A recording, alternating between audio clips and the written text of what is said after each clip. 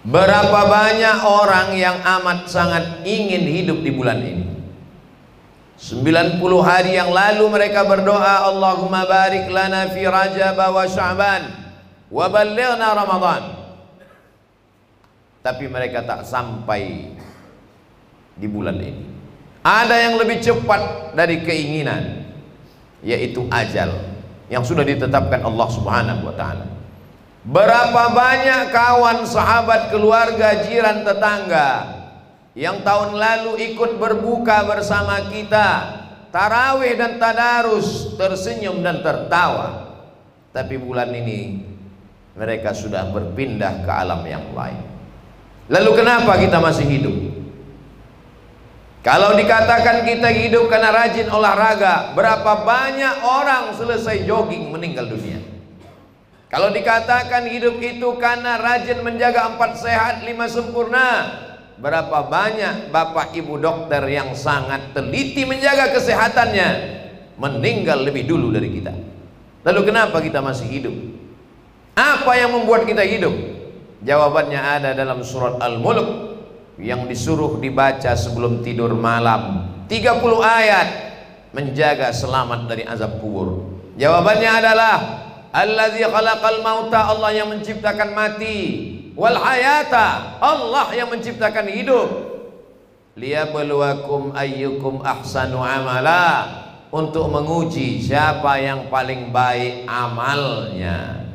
Yang paling mulia di antara kita bukan yang paling banyak ilmunya, yang paling mulia bukan yang paling tinggi jabatannya, yang paling mulia bukan yang paling banyak hartanya, tapi yang paling ayyukum ahsanu amala, yang paling baik amalnya. Innal insana lafi khusr, semua manusia ini rugi. Yang kaya rugi, yang miskin rugi, yang punya kekuasaan rugi, rakyat jelata makin rugi.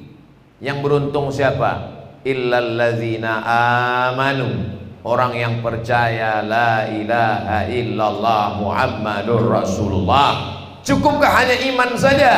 Wa amilus shalihat, dia tidak hanya sekedar beriman, tapi dia beramal saleh. Dan orang itu tidak egois, dia tidak berpikir yang penting aku sudah selamat, yang penting saya sudah beramal. Wa amilus shalihat wa tawassaw bil haq, mengajak kawan, jiran, tetangga, kawan, sahabat, sekantor, satu alumni, mengajak orang-orang yang ada sekeliling untuk beramal saleh. Amal itu ada 4. Amal yang pertama amal badan, tegak, ruku, sujud. Itulah dia amal-amal kita dalam tarawih. Selesai tarawih, witir, selesai witir, tadarus, baca Quran. Ini namanya amal badan. Yang kedua adalah amal harta, zakat, wakaf, infak, sedekah. Ini amal harta. Yang ketiga adalah amal lisan. Ketika kita berkata subhanallah walhamdulillah wa la ilaha illallah, lisan kita sedang bergerak, berzikir, menyebut, mengagungkan asma Allah. Afdalul zikri seafdal zikir la ilaha illallah, wa afdalud du'a seafdal doa alhamdulillah. Amal badan, amal harta, amal lisan. Tapi ada amal yang tidak berbunyi dan tidak bersuara, tidak mengeluarkan darah dan harta. Kalau orang yang sholat nampak dia tegak ruku dan sujud. Kalau orang yang bersedekah nampak dia membangun pesantren, membangun masjid.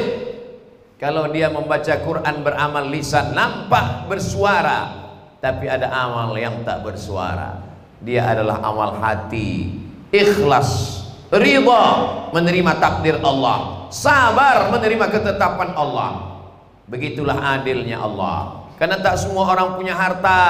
Seandainya yang masuk surga itu hanya amal harta, bagaimana dengan orang yang tak punya harta? Seandainya yang masuk surga itu hanya amal badan, bagaimana dengan orang yang sakit? Allah maha adil, Allah maha bijaksana. Yang terbaring di rumah sakit, dia masih bisa berzikir.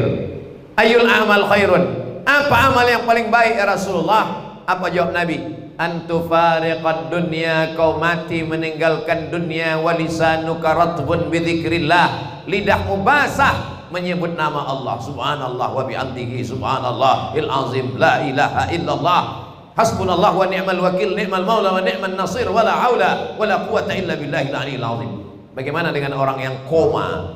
Dia tidak bisa berzikir, tapi hatinya dia tetap sadar, telinganya tetap mendengar, sehingga ketika orang berkunjung mendoakannya di telinganya, ya Syafi, wahai engkau yang maha menyembuhkan, ya Kafi, engkau maha mencukupkan, ya Mu'afi, engkau maha menyehatkan, isfi mardana, sembuhkan saudara kami yang sakit. Dia tak bisa lagi berkata-kata, air matanya meleleh. Kenapa air matanya meleleh? Karena air mata itulah respon terakhir menjelang malaikat maut datang. Bagaimana amalnya? Amal badan tidak bisa, amal harta tidak bisa, amal lisan lidah tidak bisa. Dia beramal dengan hati. Hatinya tetap menyebut Allah, Allah, Allah, Allah, Allah.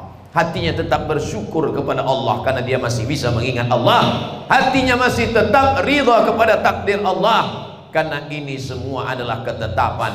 Antu'mina bil qadari khairihi wa syarrihi, engkau beriman kepada takdir, takdir baik dan takdir buruk. Jamaah Jumat yang dimuliakan Allah Subhanahu wa taala, mari kita berkaca, mari kita lihat diri kita, apa yang kita punya. Kita masih punya badan, masih ada kesempatan malam 24, 25, 26, 27 beriktikaf, ramaikan masjid, masuk masjid, sholat sunat tahiyatul masjid, sholat sunat taubat, sholat sunat hajat. Kalau kebetulan pagi sholat sunat isyraq dan duha, kalau kebetulan malam sholat sunat tarawih, sholat sunat witir, sholat sunat tahajud. Seandainya tidak terikat dengan apapun, masih ada sholat sunat mutlak 2 rakaat. Selesai sholat sunat, duduklah membaca Al-Quran.